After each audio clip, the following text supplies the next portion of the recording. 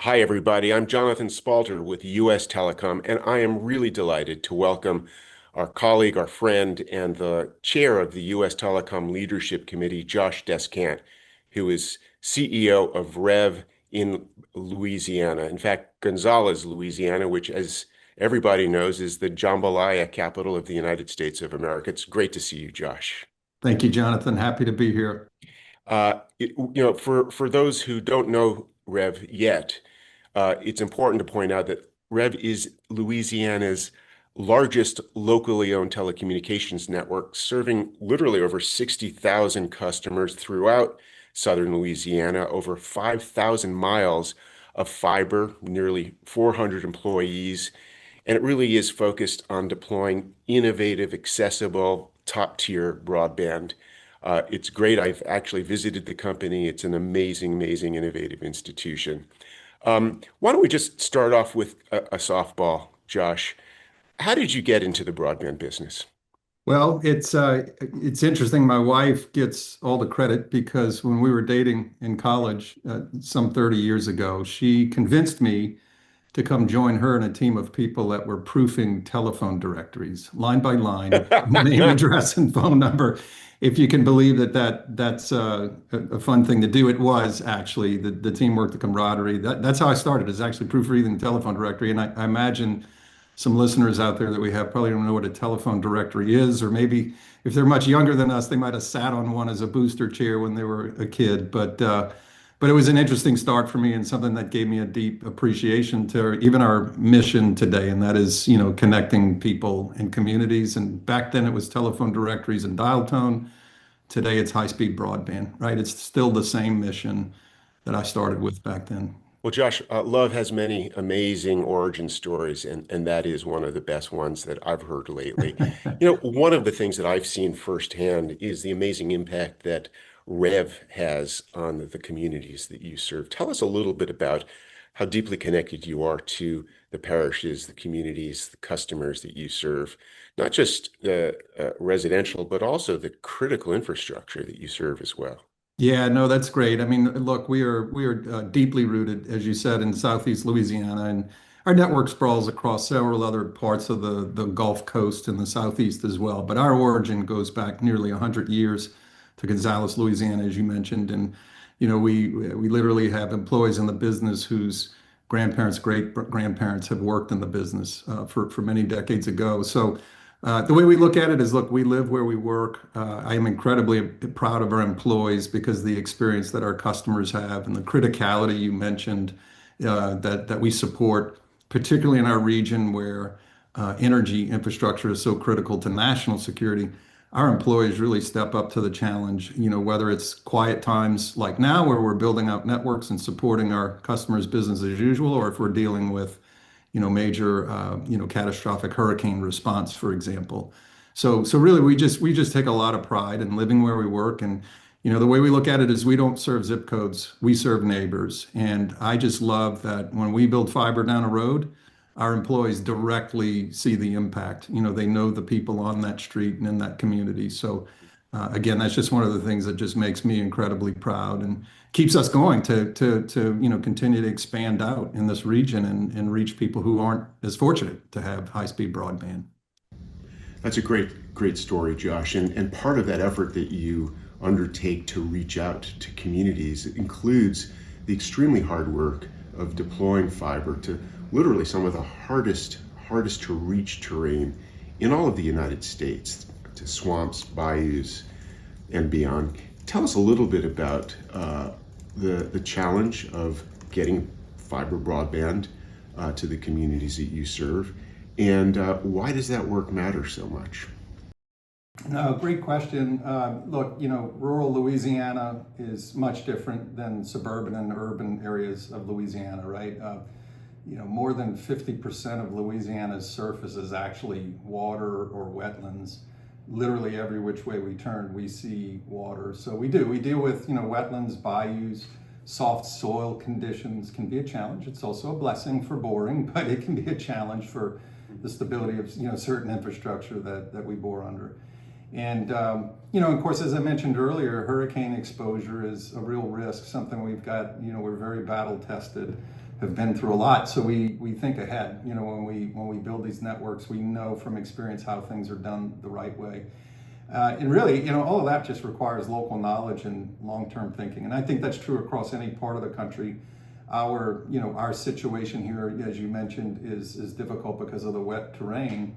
But again, that local knowledge and long-term thinking, I think, is what really sets us all up for success long-term. And, look, in terms of why it matters so much to these communities, first of all, geography should not determine opportunity, right? When people get the infrastructure of building, even though the geographic terrain is difficult, it opens up immense opportunity for those. So it's just worth it in the end to go through that challenge.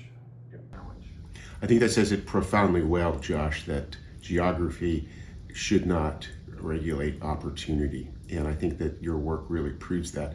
One of the accelerators of our national effort to provide that level of connectivity to the hardest to reach places is the $42.5 billion BEAD program that was appropriated by the United States Congress. Louisiana is innovative in many ways, but it is also innovative in being the very first that has gotten approvals to deploy broadband under the BEAD program. REV is a key participant in doing so. You're ready to go. Tell us a little bit about the opportunities that are going to be available to rural Louisiana through your participation in BEAD, and what are the next steps that your customers and the state can expect? Yeah, absolutely. First of all, you pointed it out, but I really want to emphasize how proud I am that, Louisiana was first, moved very early and decisively. And I should mention, I know you know this, Jonathan, because your team's such a part of it. It really takes a team effort. It's not just the public-private partnership. Certainly there's that aspect. I do think the Department of Broadband in Louisiana and the support from the governor cut a clear path that was, private sector friendly. There was a lot of participation by companies like REV that have long history in the communities we serve. But associations like US Telecom and your team as well, it took a whole of community, whole of industry to really be first and move through, as quickly as we did. So a big thank you to you and your team as well, because I know that keeping tabs with the evolution of changes and understanding the mosaic of other things going on in other states, although we were concentrated in Louisiana, that's all tremendously helpful, for us to navigate all of this. And for us, not having been as involved with grant programs in the past, there's a newness and learning curve to that. So again, a huge thanks to your team to help us overcome that learning curve. Look, as you said, BEAD is a once in a generation investment opportunity for rural Louisiana. It's transformational. The importance is that it allows us to build out to areas that were just not economically feasible. We've known for a while, and that's the purpose and the spirit of what we're doing here. And when that connectivity improves in those areas, opportunities expand. You guys know that. Once we're able to efficiently and quickly get there, these communities will see much more opportunity than they've ever seen before. A real privilege for us to be able to partner with you and your team to support rural connectivity in Louisiana, Josh, and as well as with our partners and members around the country. We are all in it to win it. It is a very, very important shared mission that we're all putting our shoulders to, and we are grateful for the pioneering work that REV has been doing in that regard. And if I can, speaking of mission, I pull out your crystal ball and tell us a little bit about your 3 to 5 year look ahead. What is your vision for REV's mission as you continue to go from strength to strength in your service areas in providing world-class fiber, broadband, and other services to the communities in Louisiana? Yeah, great question. Of course, the speed of change and technological change, it is oftentimes challenging to think confidently, well out into the future. But I know one thing's for sure. We, both REV and the communities we serve, are going to be in a much, much different place with connectivity, with opportunity, right? It's just, as I mentioned earlier, it's going to open up a lot of opportunities for these rural communities.